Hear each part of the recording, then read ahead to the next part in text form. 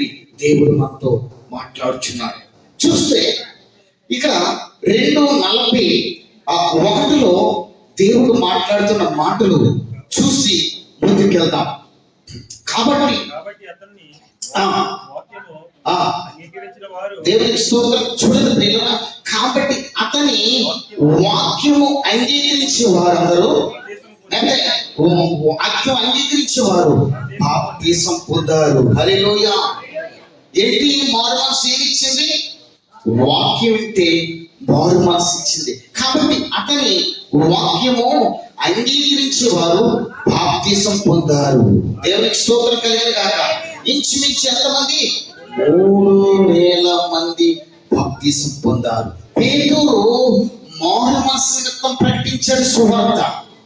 రండి నా ఎంబడి రండిరా, నా ఎంబడి రండి అని శాపలు పట్టి వాడిని యేసు ప్రభు బోధ చేసినప్పుడు రండి మీరు, వాళ్ళు లాభం అంతదని చూడలేదు కానీ వెంటనే తన తండ్రికి అప్పగించి వారు యేసు వెనకాల పరిగెట్టారు. హల్లెలూయా. ఈరోజు పేతురు గారు ఇంచుమించు సందేశాన్ని ఇచ్చి ఆ సందేశం అంగీకరించిన వారు 3,000 మంది రక్షణ పొందారు. పేతురు దగ్గర పరిశుద్ధాత్మ ఉంది, పేతురు దగ్గర మంట ఉంది, పేతురు దగ్గర ప్రార్థన ఉంది. ఆయన సందేశానికి తేడా లేదు కాబట్టి 3,000 మంది అక్కడికక్కడే రక్షించబడతారు. అంటే పేతురు దగ్గర ఆయన కట్టిన ఆ పెళ్లి తట్టి చక్కగా ఆలోచించిన అడుగు జాడలు అలసట భయపడకుండా, అడుగులు తడపడకుండా దేవుడు ఎంట నడిచిన పేతురు. హల్లెలూయా. పేతురు మారు మనసు నిమిత్తము ఇచ్చిన సందేశము అంగీకరించబడ్డది వాళ్ళ హృదయాలలో. ఆలోచించారు. ఈ రోజు దేవుని సన్నిధిలో ఉన్న నీవు, ఈ వాక్యాన్ని విన్న నీవు నీ హృదయంలో నాటబడి అనేక మందికి ప్రార్థన చేస్తే ఆ మంట అందరి మీద అంటుకొనును గాక, అందరినీ మండించును గాక. పేతురును వాడుకున్న దేవుడు, పేతురును దర్శించిన దేవుడు, పేతురును పిలిచిన దేవుడు ఈ మందిరంలో నిన్ను కూడా పిలుస్తున్న కట్టబడ్డారా పెద్ద కనుక అయిన ప్రభావములు ఆయనకే చెందాలి. ఎందుకు అంటే ఆయన ప్రార్థన సహవాసం ఆత్మతో నింపబడ్డాలి. చెప్పండి, ఆయన ప్రార్థన సహవాసం ఆత్మతో నింపబడ్డాలి. దేవుని సన్నిధికి వచ్చిన నీవు దేవునితో సంబంధం ఉన్నప్పుడు నీవు కూడా ఆత్మతోనే నింపబడాలి. తప్పదు ఆత్మ నా మీదకి రావయ్యా మండాలి. అటువంటి జీవింపజేసే ఆత్మ మంట మనలోకి వచ్చునుగాక. ఎంత వాక్యం అంటే ఏమో రాయబడి చూపుతున్నా. కాబట్టి అతని వాక్యము అంగీకరించిన వారు బాప్తిసం పొంది ఆ దినాలు ప్రియులారా, ఆ దినాన్ని ఎంతమంది అట 3,000 మంది బాప్తిసం పేరు పెట్టిన నీవు ఒక్క మనిషినన్నా మార్చి ప్రియ స్నేహితులారా. వందనాలు. ఈ సువార్త ఎవరికి ప్రకటించాలో తెలుసా? మారు మనసు లేని వారికి నీ ప్రార్థన వెళ్ళి అంటుకోవాలి. ఏం చేయాలి? మారు మనసు లేని వారికి. దేవునికి స్తోత్రం. మన పక్కన పక్కోడికి మన ప్రార్థన ఎక్కదేమో, అలాంటి రోజులు కూడా ఉండొచ్చు. హల్లెలూయా.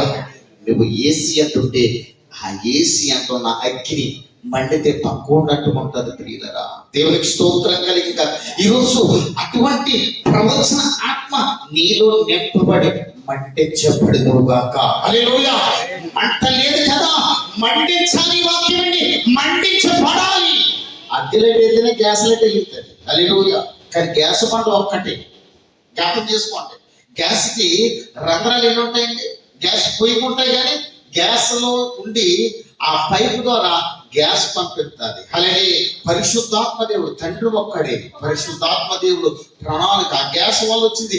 ఎన్ని రంధ్రాలు ఉంటే అన్ని రంధ్రాలకి మంట వెళ్తుంది. కానీ పంట ఒక్కటే. తండ్రి అయిన దేవుడు ఒక్కడే, కుమారుడు పరిశుద్ధాత్మ దేవుడు సహవాసము మనందరికీ కావాలి. సంతోషంగా ఉన్నామా? దేవునికి స్తోత్రం. పేతురు గారు యేసు కూడా వెళ్ళినప్పుడు మారు మనసు పొందినప్పుడు వారికి కలిగింది మహాభాగ్యం ఇదే. దేవునికి స్తోత్రం. ఏమంటాడు? మా దగ్గర ఎన్ని బంగారం లేవు, కలిగి ఉన్నదే యేసునామములో నడు. దేవునికి స్తోత్రం కలిగింది కదా. నువ్వు కూడా యేసునామములో నా దగ్గర ఏమీ లేదు, దేవుడిచ్చిన మహాభాగ్యం. ప్రార్థన చేయి, మారలేదు మార్చబడాలి. మీరు మార్చలేదా? మార్చబడాలి. ఈ రోజున మంట, అటువంటి మంట మనకి వచ్చును గాక. హల్లెలూయా. అందుకే లాస్ట్ చెప్తున్నాడు, మీరు అపోస్తుల బోధ యందును, సహవాసం యందును, రొట్టె విరిచి యందును ప్రార్థన చేయుచుండుదును. ఎలాగనంట? ఎడతెగక ప్రతి విషయంలో కృతజ్ఞతాస్తుతులు చెల్లించాలి, చెల్లించాలి, చెల్లించాలి, చెల్లించాలి. హల్లెలూయా. పౌలు గారు, శీల గారు ఏం చేశారు? పాటలు పట్టారు, మధ్యరాత్రి వేరు. అపోస్తుల కార్యాలయం కదా ఉంటది. దేవునికి స్తోత్రం. ఏం చేశారు పిల్లలు? 16వ అధ్యాయం. ఎందుకంటే ఒక మాట మనం చూడాలి. హల్లెలూయా. ఎందుకు వాళ్ళు పాటలు పాడారు? ఇక్కడ చూడండి, దేవుడు మాట సెలవిస్తుంది 16లో. దేవుడు మాట, ఒక్క మాట చూస్తే ఇక్కడ చూడండి 25లో చూడండి. అయితే మధ్య రాత్రి వేళ పౌలు గారు లేరండి ఇక్కడ.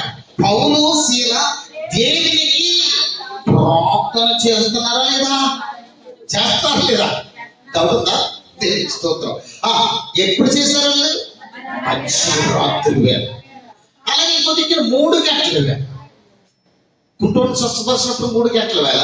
ఇప్పుడైతే సువార్తకి వెళ్ళి ప్రచర్యలో తట్టబడ్డారు, దెబ్బలు తిన్నారు. కానీ ఇక్కడ ఏం చేశారంటే, మాకేనా ఈ శర, మాకేనా బాధలు కాదు, మధ్యరాత్రి వేళ. అయితే మధ్యరాత్రి వేళ పౌలు గారు, శీల దేవునికి ఏం చేశారంటే ప్రార్థన చేసి కీర్తనలు పాడి ఖైదీలు వింటుంటే అప్పుడు ఏం జరిగింది?